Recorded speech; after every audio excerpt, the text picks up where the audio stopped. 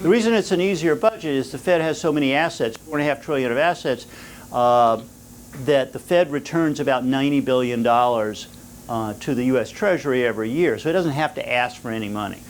It just nets its expenses out. Now that $90 billion will shrink as interest rates rise.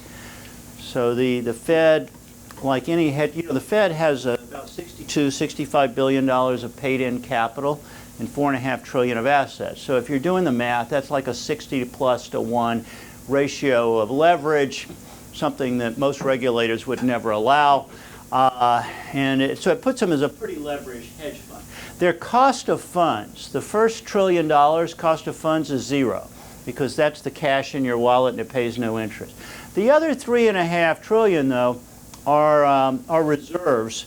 There are deposits, Fed funds that are held at the Fed, and the Fed pays 50 basis points on those today, and they'll start paying 75 if they raise rates.